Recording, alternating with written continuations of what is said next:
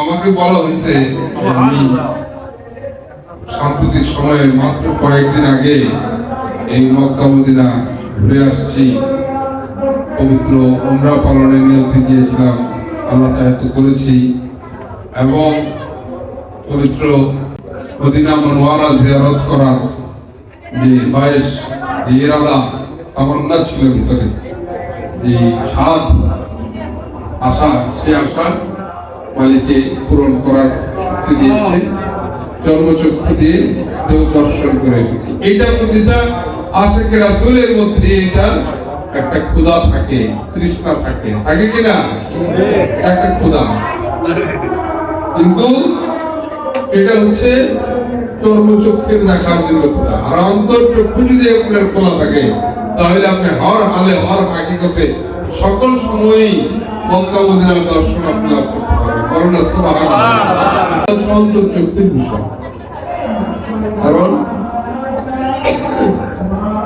সেই মদিনার যে মাকাম স্থল, সেই মদিনার স্থল তখন আপনার ভিতরে বিদ্যমান থাকবে, একজন আশিকে রাসূলের ভিতরে থাকে।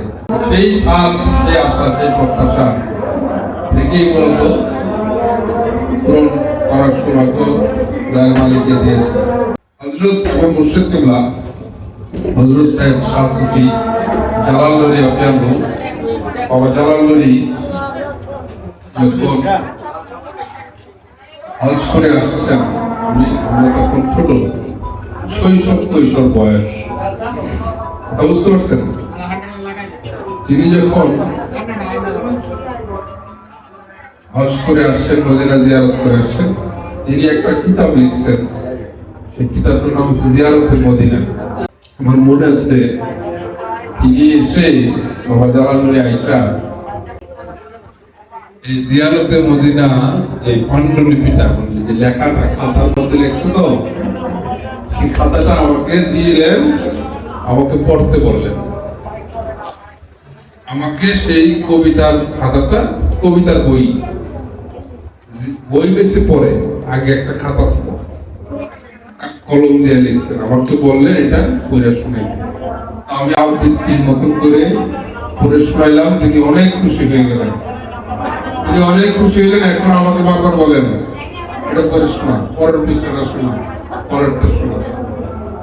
এইরকম ভাবে শোনাচ্ছি। এবং পরে তিনি আরেকটা দায়িত্ব আমাকে দিলেন, বলেন যে একটা খাতার মধ্যে থাকলে বৃষ্টিতে ভিজা নষ্ট হতে পারে, যে কোনো ভাবে নষ্ট হয়ে যেতে পারে, এটার একটা কপি করা দরকার। তখন এই যে ফটোস্টেট আমরা করি না, এতটা অ্যাভেলেবেল না, এত ফটোস্টেট এগুলা নাই। আবার এখন আমরা কম্পিউটার কম্পোজ করি না, 10 টাকা 20 টাকা হলেই কম্পিউটারে উঠানো যায়, এটাও তখন অ্যাভেলেবেল না, তো প্রচলিত না। আমাকে হাতে উঠাইতে বললেন, আমি সারাদিন বৈশা বৈশা সেই জিয়ারতে মদিনা আরেকটা কপি বানাইতেছে, দেখা দেখে আরেকটা মধ্যে উঠাইছে। অর্থাৎ কোনো কারণে একটা যদি সমস্যা হয়ে যায়, নষ্ট হয়ে যায়, আরেকটা থাকবে, এইভাবে কপি করেছিলাম। তো তখন সেই লেখাগুলো পড়ার পরে সেই শিশু কিশোর বয়সেই মনের মধ্যে একটা স্বাদ আমার হয়েছে, যে এত সুন্দর করে বর্ণনা দিচ্ছেন মদিনা জিয়ারতের। একবার যদি মদিনা জিয়ারত করার সৌভাগ্য হইত, কথা বুঝতে পারছেন? এই একটা স্বাদ জাগছে আমার, সেটাও আমার মুর্শিদের কাছ থেকে তা দেওয়া।